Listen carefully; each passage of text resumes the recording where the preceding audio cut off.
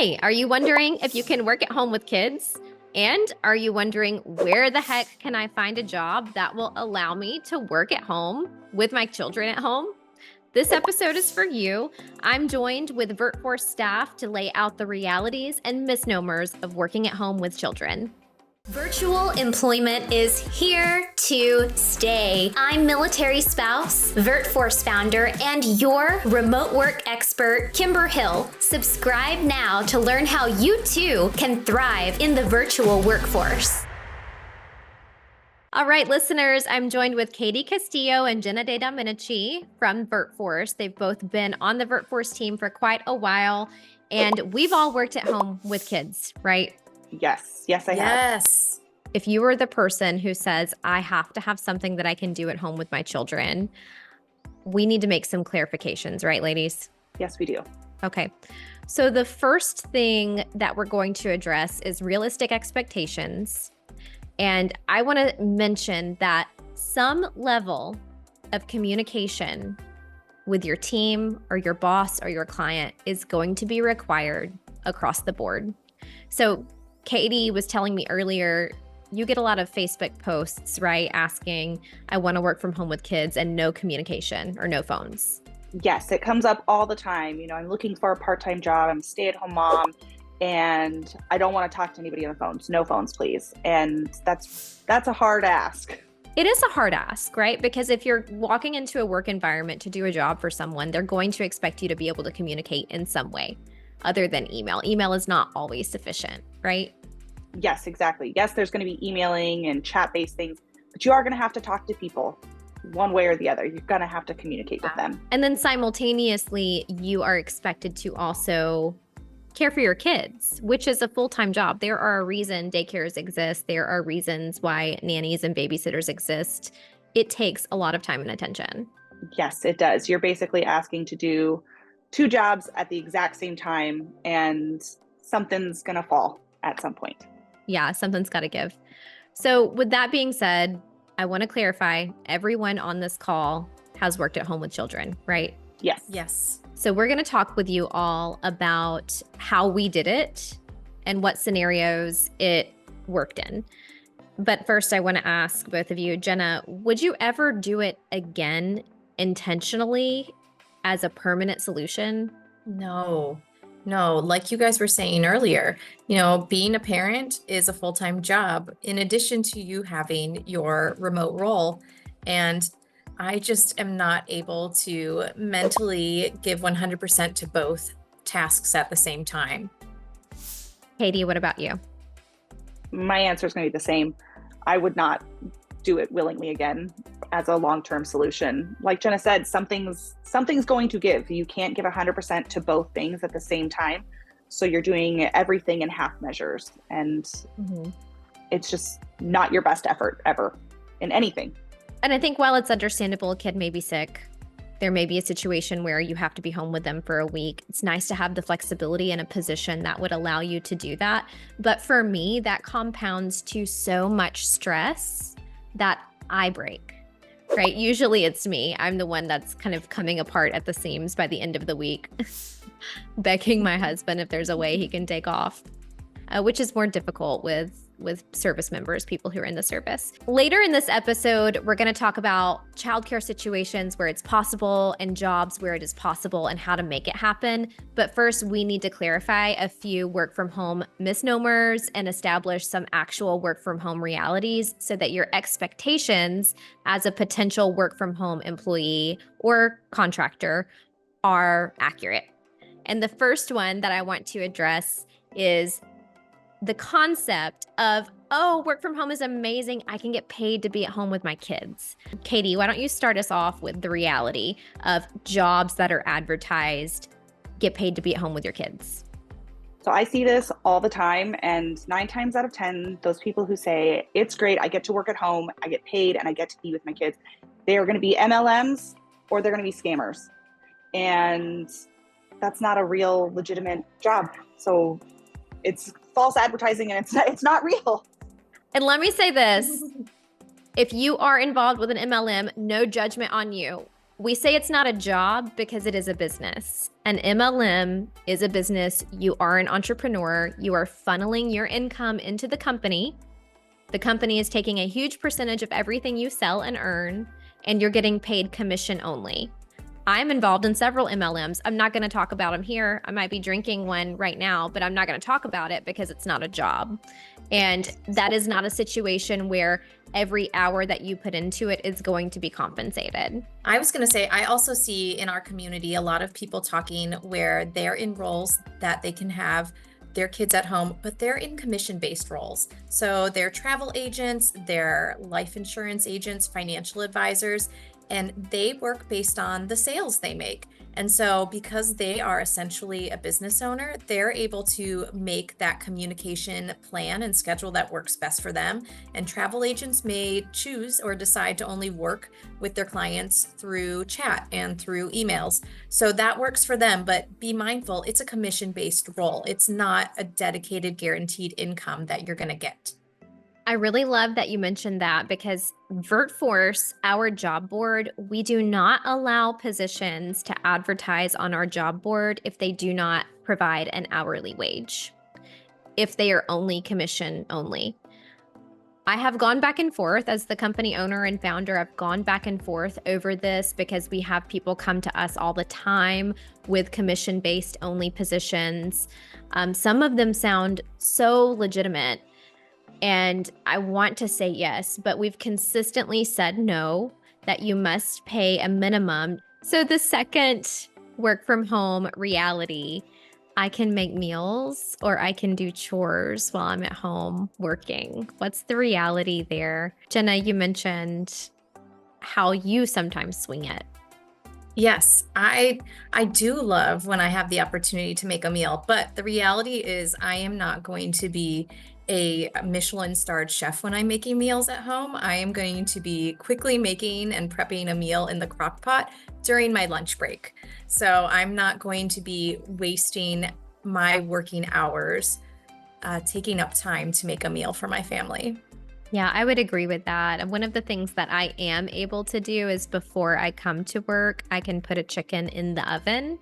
And I know that in exactly 90 minutes, I can pull it out and then let it cool for an hour before lunch.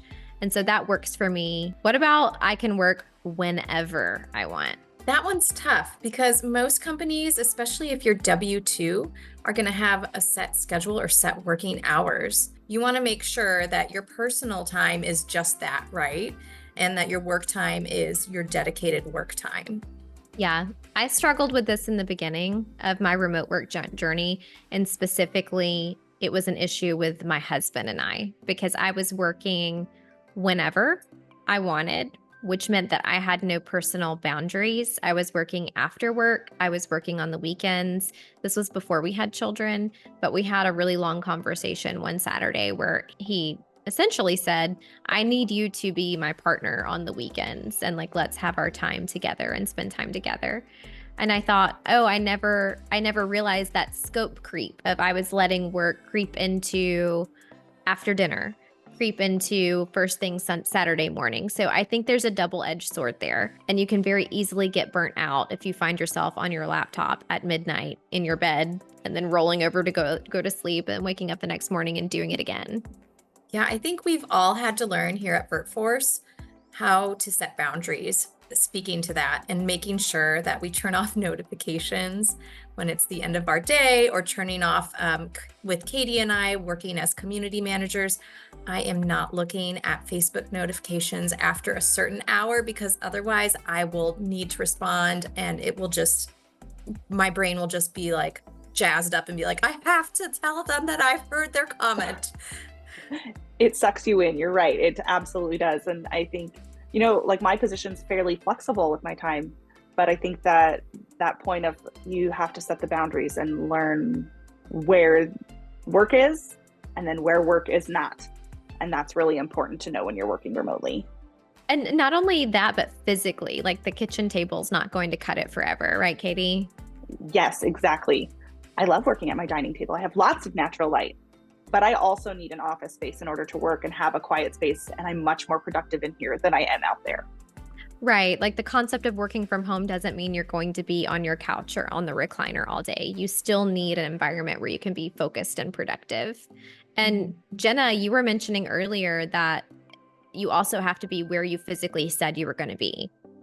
Yeah, absolutely. There's many large organizations where they will check your IP address to ensure that you're in your home versus working at a Starbucks. And there is something to be said for having a change of view every once in a while, but you have to know when you sign your contract to work if you are required to be in your house, in your office, the place that you told them you would be located. Okay, so now that we have cleared up a lot of areas where I think new work from home employees or someone who's looking at this as an option get off track and off base, let's talk about adding children into the mix. So I have a 3-year-old and a 10-month-old. How old are your kids, ladies? I have a 6.5-year-old and an 8.5-year-old. I have a 7-year-old and a 5-year-old and a 3-year-old. All right. So we are all kind of in the thick of it with the kids. And we have also all worked from home with children. So I want to go through each of us and talk about how it worked and when it was possible, because all of the stars have to align. For me, and I think we all agree that there is this like potato phase of a baby where the baby is quite literally nothing more than a potato that eats, breathes, and sleeps. And for me and my kids, that has been newborn to about 3.5 to 4 months old. The primary thing that your child is doing is taking their bottles or taking their breast and sleeping. And I think for any mother, that period of time is a period of time where you could potentially work from home. For me, in both circumstances, I was in the middle of a PCS during those two things, and I was able to take care of the child while administering my PCS. So I didn't actually work when my child was that old, but I do believe it's possible. Yes, I've done it. When my firstborn, before she turned 6 months old, I worked with me. And it was possible up into about 6 months. But I agree with you that once we hit about 4 months old, it started to get really rough because they're no longer a potato and they move and they want to make noise and do things. But before that, it was possible, challenging at times, but possible. Yeah, I've also worked with newborns, and I will say, while yes, it was possible, one thing I did not allow myself, and should I have more children, I would want to be more mindful of this in the future, is that those first few months you need to recover yourself. And I just didn't allow myself the opportunity while I was working to rest and have that time off to get used to life with a newborn again and get used to their sleep schedule and allow myself to recover and take time to recharge. I would agree with that. That's such a small window, right? So the baby's already 2 months old at that point.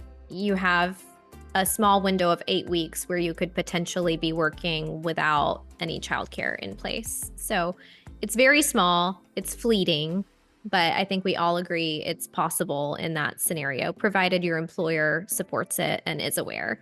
I think the worst thing you can do is like hide something like that from your employer, in my opinion.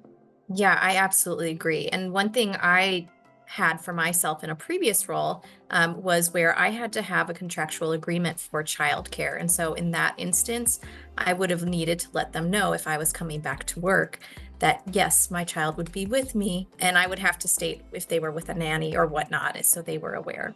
That's interesting. And Jenna, you said earlier that with that specific employer, they were a government contractor or the government?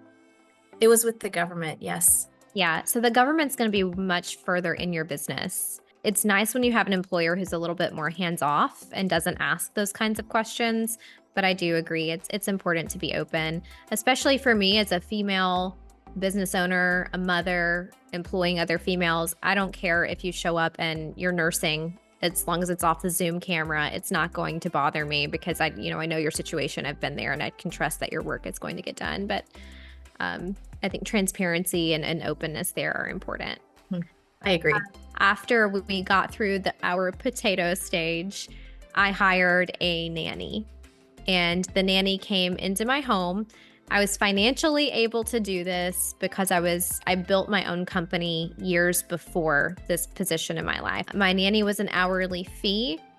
She showed up, on time every morning, was super reliable, and I hired someone over because I wanted someone who was going to be not restricted by their own schedule, their own social life, their own prerogatives during the day. I needed someone who was going to be really just super dedicated to my baby. Some issues that came with that is because she was a full-time nanny, she was babysitting other children at nights and on the weekends. And we loved her so much, but my daughter's immune system was extremely weak. And so my kid kept getting sick, even though we weren't in daycare. So we eventually had to work into an exclusivity clause with her. And that was really interesting. It worked for a while, but I'm going to be really real and honest here. Having a service member as the other primary parent and owning a business and trying to raise a kid is like stressful enough. I don't have the capacity to micromanage a nanny. For some reason, they want to know every single step that you want to take. They're popping into the office every 30 minutes. Like it just becomes so much. When you hire a nanny, you become a manager. When you hire a nanny, you become a manager. And the level of cortisol buildup and stress that has caused me has been absolutely bonkers. But I did it with my first daughter until she was 13 months old. And at that point, I just could not manage the nanny anymore. With my second child, when we brought on the nanny, we decided to have the nanny take care of both children. We went with a different age demographic than our first attempt because we had a toddler and we wanted someone who could keep pace with the toddler, who was super high energy, but also provide our youngest adequate quick care. And in making that decision, we kind of went with the same demographic that an au pair would have been. And we very deeply considered bringing in an au pair. But what I found is the emotional and mental maturity and the ability to set boundaries, manage schedules, etc. It just was not there. It was just as stressful as the first encounter with a nanny. It did not get any better. My consensus on the nanny situation is that it's more stress than it's worth. You're managing your business and your work hours, and also then full-time managing somebody like the childcare situation and the nanny situation. Yes. Managing their business and their work hours. It would be different if the nanny, and that's why I said if I had $50,000 to pay a salary, I would consider it again, because I think that's the caliber of quality you would need. $50,000 to $60,000 of someone to come into your home and provide education and do that. Anything less, it's just like, it's like having a babysitter there 24/7 that you just have to consistently oversee. And different people have different cleanliness standards too. So when you're saying the childcare is going to happen in your home all day, do you know how much messes or how many messes your kids are going to be making on a day-to-day basis? And if the nanny's child cleaning standards are not, up to yours, it's like you come out of your office and you walk into a tornado. And for me, it was just chaos. Yeah, I had a similar experience with an au pair, and I think my biggest thing I learned from that is what you said, Kimber. You have to be the manager. And with an au pair, not only are you the manager, but they're also your roommate. And so you're constantly walking that fine line of helping them understand what their boundaries are, but then remembering that at the end of the day, they're still with you in your house. So you have to be really mindful of the relationship you keep with them. And I loved my au pair, but for this age and for continuing to work full time, I determined for our family, it wasn't the right fit. It wasn't a permanent solution. Yeah. So Katie, why don't you talk to us a little bit about having kids that are older? Because you've done the work at home with children in a situation where the kids are old enough to listen to you and understand that you're at work. I think it makes a huge difference based on how old your children are. So my kids, like I said, are 6 and 8. They are capable of getting themselves snacks. They can even make themselves lunch, like make sandwiches and stuff. They also fully understand the rules of, if I am working and I'm in a meeting and you can't talk to me, you cannot come in through this door unless there's a broken bone. And also we've had discussions of, you shouldn't be doing anything that would cause a broken bone. So I can tell them what the expectations are and what's allowed, what's not allowed, and they understand what the situation is. They're also capable of me saying, I have a meeting. When I'm done, I'll come out. You can watch TV right now. And they will sit and they can be entertained by tablets or the phone or whatever it is. But there are things that will occupy them for a longer period of time. I could never have put my 2-year-old in front of the TV and left them unsupervised, and they would not have sat there for more than maybe 15 minutes. So having older kids definitely makes it a little bit more possible. It's not a permanent solution, and it's not something I enjoy doing on a full-time basis, but it is something that is workable for a while. You've homeschooled with your kids at home, right? Yes, we homeschooled for a full year. Thoughts on that, feedback on that, recommend it or no? No. Homeschooling's great. I think there's a lot of people that it works for. I homeschool. We were in a massive transition for my husband transitioning from full-time service into reservist service. We also did 2 PCSs in this time. So it was a lot of chaos. I also started working again. Homeschooling works for a lot of people, but then I feel like you're working 3 full-time jobs. If you're trying to work, you're trying to take care of your kids, and you're trying to be a school teacher, it's a lot, and there's a lot of chaos involved. It did not work for our family. That was not what my kids needed in their lives. So they are now at a full-time school, and it's been great for us. But I think it takes finding a very particular type of job if you want to work from home with your children and homeschool. What I want to dig into next is what types of positions work to have your children at home, and how do you find work that would accommodate it? And I want to say first here that I am not wholeheartedly endorsing this. I've done it with my kids at home. I cannot work if I don't have childcare. I might be able to answer an email or take a phone call if I can get both my kids busy for just a second while I go do that. With that being said, I've done it with the nannies at home. Did not love it, caused me a lot of stress. With my kids in an amazing school, I feel like I can give my full attention to my job, and I feel an immense amount of stress off my plate. However, I understand there are circumstances where you need this. Circumstances that come up are the childcare wait list is 6 months long to a year long. You can't necessarily afford to start childcare until you have income coming in. I know that there are things that are overlapping here where we need to discuss and kind of dig into what does work. So the first thing that I want to answer, Katie has these questions come to the Facebook group all the time. Where can I find a job that will let me work at home with my kids? Please stop asking that question. Please, for the love of all things job related, stop asking that question in the Facebook group, because we share that group with employers and hiring managers, and we're not going to let you put your foot in your mouth like that. Okay? So love you. You're my bestie. No one is going to advertise a position to you as come work from here with your kids at home unless it's an MLM or a scam or commission only. So when you are networking in our group, remember, you don't ask that question.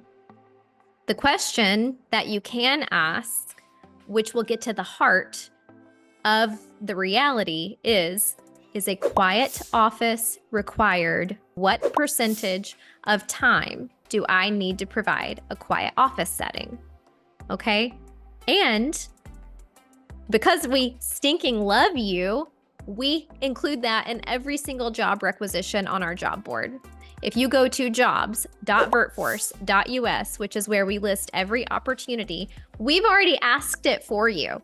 We already asked, and we are including it in the job requisition. So there will be nothing on our job board that does not explicitly state if a quiet office is required, and if so, how much of your time has to be quiet office related. All right, you're welcome. Kimber said it all. We've got your back. And that's one of the things that I am always asking our employment partners. Are there quiet office hours required? And what percentage? If they can't give a percentage, how much time of quiet office hours are required? And we're inputting that into every job description, every job listing. So that way you have an idea of what type of flexibility this job offers you. Katie, do you want to give us some guidelines of what does work for remote positions that you can have your kids at home? Yes, of course. You want to be looking for flexibility in the type of work. So that's where avoiding W-2 status can be helpful. 1099s tend to be a little bit more flexible in the scheduling. Something that requires you to have a set schedule is going to be very tricky to work with kids. So look for flexibility in the work. And Jenna, you were talking earlier about not boxing yourself in or trying to fit a role that's not actually good with what you do. Could you elaborate on that a bit?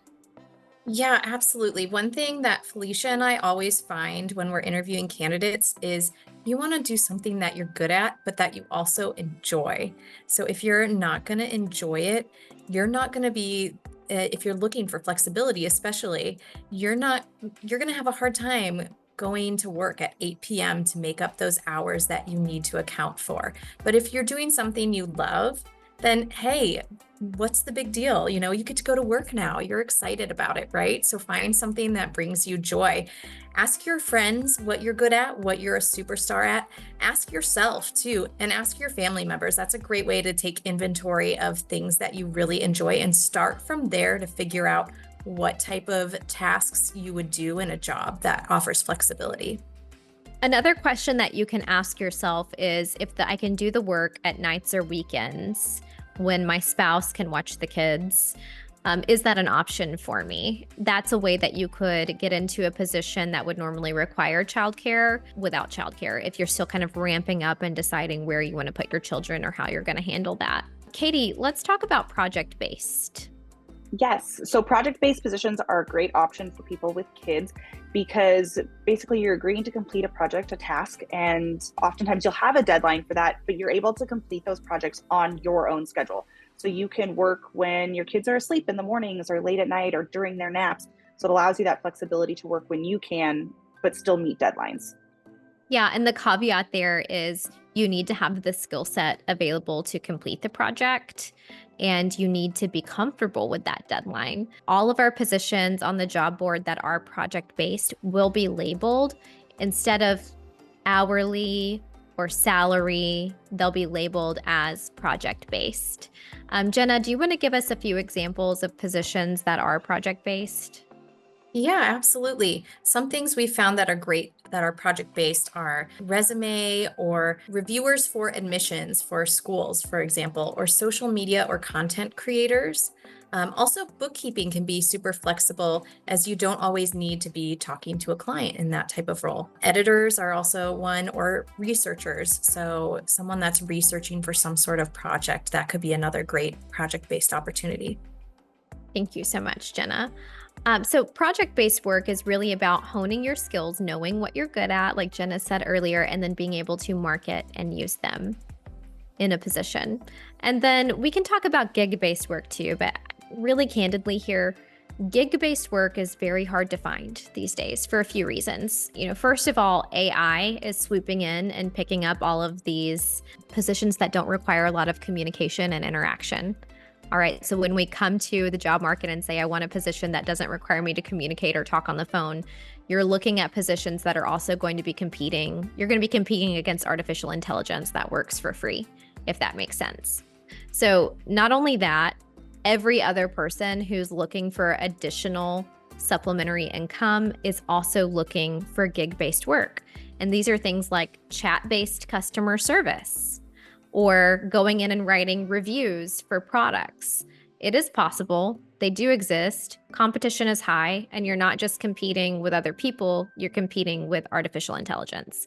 So when we talk about, hey, maybe it's possible that you could thrive in a position that puts you on a phone, or you could thrive in a position that does have some communication, be aware. That's one of the reasons why. However, I'll let Jenna speak a little bit about gig-based work and how it can be possible and can be an opportunity for you. Yeah, absolutely. I would say from personal experience, these can be wonderful opportunities for those that maybe are looking to gain a few additional dollars, some extra travel money or purse money. I've had two sister-in-laws that did gig-based roles where they were able to take in work by the ticket. So one that with each customer service chat she completed, she was able to get some money in. Another where, again, Kimber said, though, it's being taken over by AI, she did transcription work. And so she was able to take in a transcription project of so many seconds and was able to do it on her timeline and schedule. But those are now becoming fewer and far between to find. It is. It's getting harder. And we don't say this to discourage you. We're just laying the realities out on the table. Because when it comes to childcare and trying to work out something where your kids can be at home, there are lots of nuances. And we want you to have all of the information that you need to make the right decision for yourself. So in conclusion, go visit jobs.virtforce.us. No, we do not have thousands of jobs. That's because we only post jobs that are actively hiring and companies that are intentionally recruiting from the military spouse demographic. It is a boutique job board. The jobs change almost weekly. And they're fast hires. Position is up, boom, position is filled and down.